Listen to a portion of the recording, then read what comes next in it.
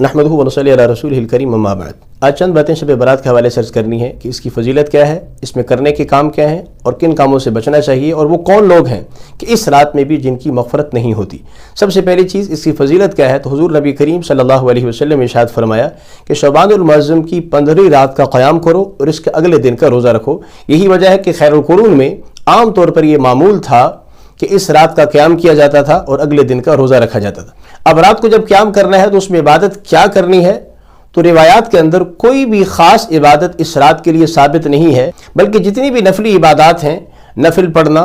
तस्बीहात करना, तिलावत करना, दुआ मांगना, ज़िक्र व अज़कार, इनमें से कोई भी इबादत कर लेना और अंजाम दे देना, इसके ज़रिए से इस रात की फजीलत को हासिल किया जा सकता है। अलबत्ता इसमें एक बात का ख़ास तौर पे ख्याल रखना चाहिए कि इशा की नमाज और फजर की नमाज, ये दोनों नमाजें जमात के साथ होनी चाहिए। इसलिए कि एक रिवायत के अंदर आता है कि जिसकी इशा भी जमात के साथ हुई, फजर भी जमात के साथ हुई, इसको पूरी रात इबादत का सवाब मिलता है। तो ये दो नमाजें हमारी अगर हो गई तो इंशाअल्लाह पूरी रात इबादत का सवाब मिलेगा। लेकिन अगर ऐसा हुआ, इशा की नमाज तो पढ़ ली, उसके बाद इबादत में लगे इतना लगे रहे और फिर थक के सो गए और फजर की नमाज के वक्त आंख ही नहीं खुली या जमात ही उसकी रह गई, तो इस सूरत में जो नुकसान हुआ है ये इस नफली इबादत से नुकसान पूरा नहीं होगा। कि अगर फजर की नमाज रह गई तो कोई भी नफली इबादत वो फ़र्ज का कायम मकाम कभी भी नहीं बन सकती, तो इतना फ़ायदा नहीं हुआ होगा जितना फ़र्ज छोड़ने की वजह से नुकसान हो जाएगा। दूसरे नंबर पर हुज़ूर नबी करीम सल्लल्लाहु अलैहि वसल्लम एक मरतबा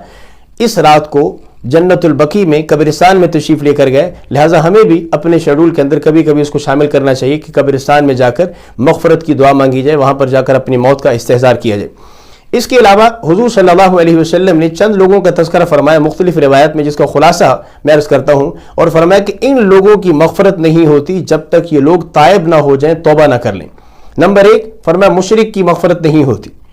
काफिर की मग़फ़रत नहीं होती। नंबर दो फरमाया मुशाहिन की मग़फ़रत नहीं है। मुशाहिन किसको कहा जाता है कि वो बंदा जिसके दिल के अंदर मुसलमानों के बारे में हसद, कीना, बुग़्ज़, नफ़रत मौजूद है, उस बंदे की मग़फ़रत का फैसला अल्लाह रब्बुल इज़्ज़त नहीं फरमाते।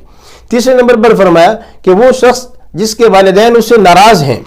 और ये शख्स उनसे जाके माफ़ी मांगकर उनको राज़ी नहीं कर लेता, तो ये शख्स सारी रात इबादत में पड़ा रहे, अल्लाह रब्बुल इज़्ज़त तब तक माफ़ नहीं फरमाएंगे जब तक वालिदैन माफ़ नहीं करेंगे। इसलिए बहुत ज़रूरी है कि इस बात को अहमियत दी जाए और वालिदैन के पास जाकर उनसे माफ़ी मांगकर उनसे मामले को हल कर लिया जाए। यहाँ पर एक बात ज़िम्नी तौर पर यह है कि कुछ लोग ऐसे होते हैं कि जिनके वालिदैन दुनिया से चले जाते हैं नाराज़गी की हालत में, और इनको बाद में एहसास होता है कि वालिदैन को नाराज़ नहीं करना चाहिए था। इसके लिए भी राह मौजूद है। फरमाया हर नमाज के बाद ये शख्स अपने वालिदैन के लिए दुआ करेगा, क़यामत वाले दिन अल्लाह ताला इसको भी फर्माबरदार औलाद में से खड़ा करेंगे।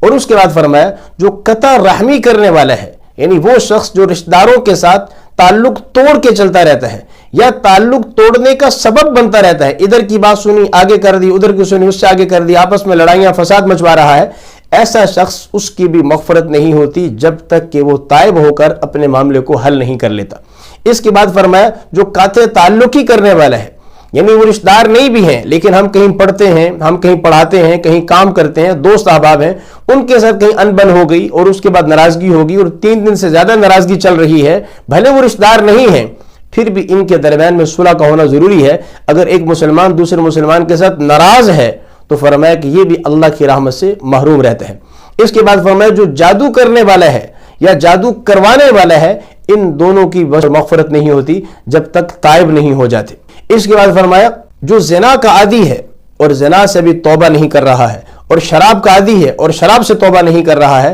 तो ये भी जब तक तौबा नहीं करते तो उनकी बख्शिश और मग़फ़रत नहीं होती। इस पे फ़ुक़हा किराम में लिखा है कि इन तमाम गुनाहों की फ़हरिस्त को सामने रखकर यूँ ज़ाब्ता बनता है कि जितने भी गुनाहें कबीरा हैं, अगर उसका इर्तिकाब हुआ है तो फौरी तौर पर अल्लाह ताला से माफ़ी मांग लेनी चाहिए, अल्लाह ताला माफ़ फरमा देते हैं। और अगर उसका इर्तिकाब हुआ है और अभी तक उसको छोड़ने का कोई अज़म ही नहीं हो रहा है बल्कि मुसलसल गुनाह कबीरा में चल रहा है, तो ये शख्स शब बारात में भी अल्लाह की रहमत से महरूम रहता है। इस वजह से बहुत कोशिश करनी चाहिए कि इतनी रहमत वाली रात अगर आ रही है तो हमारे ऐसे को आमाल ना हो कि आसमानों से रहमत उतरते उतरते उतरते पूरे जहान में फैल जाए, लेकिन हम अपने बदअमालियों की वजह से उससे महरूम रह जाएं। अल्लाह ताला हम सब की इससे हिफाजत फरमाए, अल्लाह ताला इसकी फजीलत को हासिल करने की तौफीक अता फरमाए। अस्सलामु अलैकुम व रहमतुल्लाहि व बरकातुहू।